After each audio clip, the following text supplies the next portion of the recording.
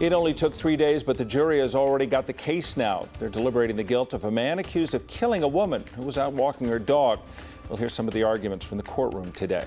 The police agency looking into the incident of a police cruiser left on train tracks with a suspect inside announced its next steps in the investigation. We have got to get inflation behind us. I wish there were a painless way to do that. There isn't. And the Federal Reserve hiking interest rates once again. How much they jumped this time and what those new rates mean for you. We start though with a look at the weather change and the rain headed our way. Yeah, big shift from those 90-degree days. It's cold and chilly, I should say. Cloudy, still dry right now, but Chief Meteorologist Kathy Sabin is joining us now, and we know we're going to get some rain. When's it coming? It's coming pretty soon, you guys. It's already starting to rain to the west and across the Continental Divide, and we are just waiting for that rain to move here into the metro area. Look at all of the water that is coming in from the southwest. It's all kind of arcing in around high pressure, which is building over the area but beginning to shift off to the east. With these slow-moving storms coming in, the threat for heavy flooding rain is there. A flood watch out across western Colorado. It has been raining on I-70 all afternoon. Some of that moisture finally moving into Denver. And of course, it's just at the beginning of the rush. So look at these current temperatures in the 50s. 40 degrees cooler than where we were at this time yesterday. Slow-moving storms will continue to track northeast. A little thunder, a little lightning, some wind reports coming in from the northwest plateau. But the heaviest rain will come overnight tonight into tomorrow. Watching the burn scar areas very closely. The mudslide potential is certainly there. The flood risk is there. Already an inch of rain, another inch or two possible. These are some of the rainfall accumulations we're expecting between now and Friday. And so do expect scattered showers tonight. If you're headed out, take a jacket and umbrella. Temperatures in the mid-50s with cloudy skies. Coming up in Maine weather, more rain in the Thursday forecast. We'll detail that and then look ahead to a warmer Friday. Friday, in fact, the first full day of fall. Jury deliberations are underway in the murder trial of Michael Close. He is the man accused of shooting and killing 21-year-old Isabella Thallis and seriously injuring her boyfriend 2 years ago in the Ballpark neighborhood. It's the case, yeah, it shocked so many people, and prosecutors say Close became enraged when the couple's dog relieved himself near Close's apartment. 9 News crime and justice reporter Matt Jablow has been following the case and joins us live outside of the criminal courthouse downtown. Matt? Tom, the jury just went home for the day after deliberating for about 2 hours. They'll be back around 9 o'clock tomorrow morning. This after they heard closing arguments in the case from both sides, the prosecution and Close's defense attorneys. During the 2-day-long trial, prosecutors described Close's actions the day of the murder as a rage-motivated mission for respect and said he knew exactly what he was doing. For their part, Close's lawyers did not dispute the basic facts of the case, that Close shot and killed Thallis and seriously injured her boyfriend. But they claimed that Close had a mental break that day and that he suffered from untreated mental illnesses, and that as a result he should be found not guilty by reason of insanity. If he's convicted of the top count of first-degree murder, Michael Close could face and would face life in prison without the possibility of parole. Once again, the jury is gone for the day. They'll be back deliberating first thing tomorrow morning, back in the courtroom at 9 o'clock. Kim and Tom. All right, thanks for the update, Matt. Happening right now, a light rail train has derailed in Aurora. This happened at the intersection of Exposition and Sable. Here's a look at the intersection right now. We're told the injuries are just minor, but you can see the police response and the presence right there. That intersection is going to be closed for an extended time. We'll have more, of course, on 9 News, but also online on 9news.com.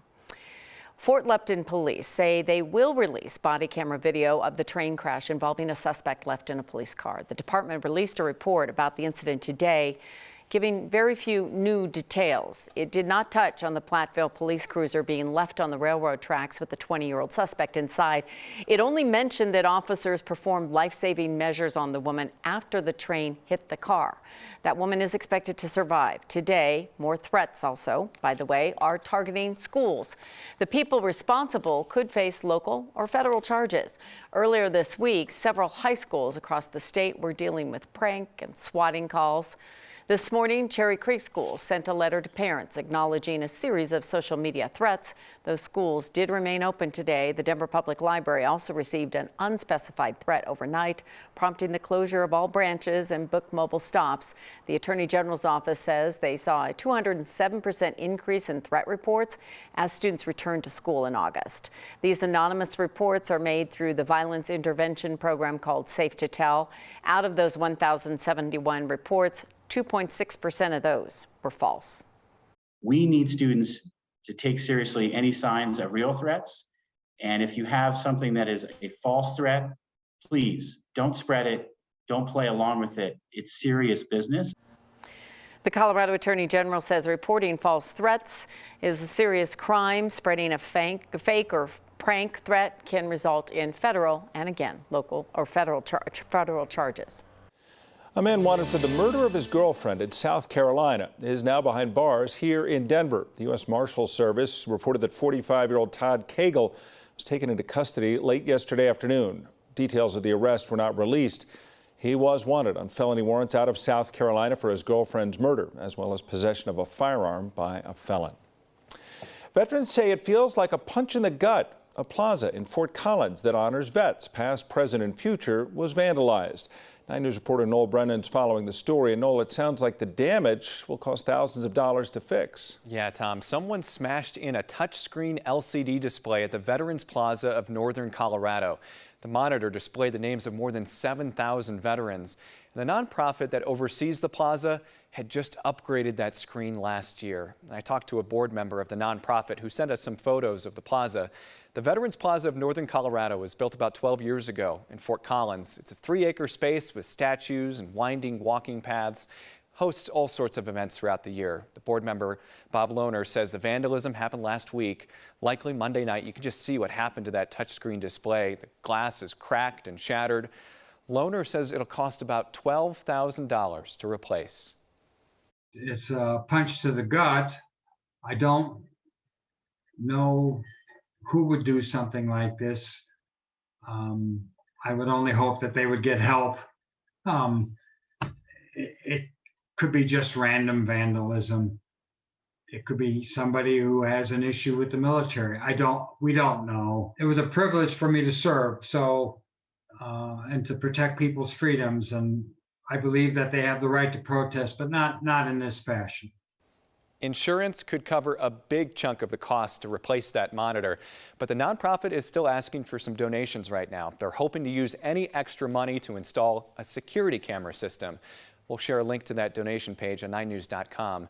Sadly, this is not the first time this plaza has been targeted. Tom and Kim, a couple years ago, someone stole 5 service flags that were set up for Flag Day at the plaza. I'm pretty sure they're going to get some help from the people of Fort Collins as well as vets in the northern Colorado. Absolutely, and hopefully if they get that security camera system, that could prevent something like this from happening in the future, or maybe catch someone who decides to do something like this. Thanks, Noel. Yep. And new at 5, the city of Aurora is down to 2 finalists for its new police chief following a nationwide search, and the community is invited to weigh in on the decision. The finalists are Scott Ebner, the Deputy Superintendent of Administration for New Jersey State Police, and David Franklin, the Albuquerque Police Chief of Staff.